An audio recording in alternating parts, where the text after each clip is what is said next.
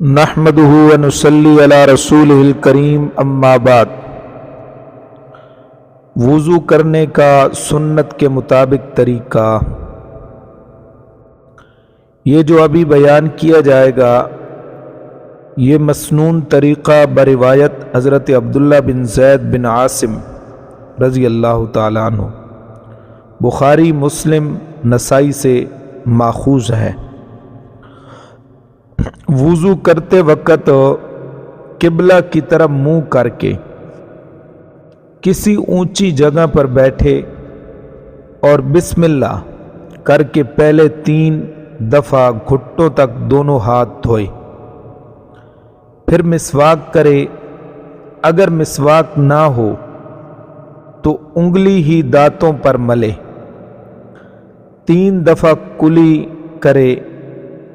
اگر روزے دار نہ ہو تو غرغرہ بھی کرے، پھر 3 دفعہ ناک میں پانی ڈالے اور بائیں ہاتھ سے ناک صاف کرے، پھر 3 دفعہ منہ دھوئے۔ ماتھے کے شروع سے لے کر پیشانی کے شروع سے جہاں سے بال اگتے ہیں وہاں سے لے کر ٹھوڑی کے نیچے تک، اور ایک کان کی لو سے دوسرے کان کی لو تک، پھر 3 دفعہ دایاں ہاتھ کونی سمیت دھوئے، پھر بایاں ہاتھ کونی سمیت 3 دفعہ دھوئے، اور ایک ہاتھ کی انگلیوں کو دوسرے ہاتھ کی انگلیوں میں ڈال کر خلال کرے۔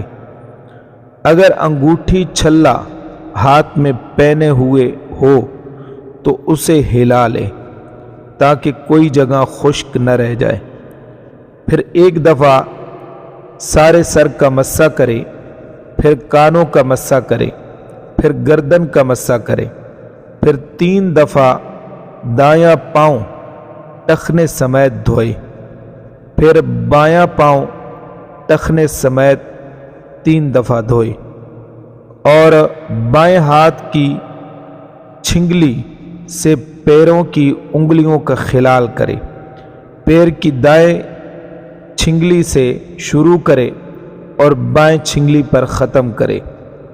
اخیر میں پھر ایک بار بایاں ہاتھ دھو لے۔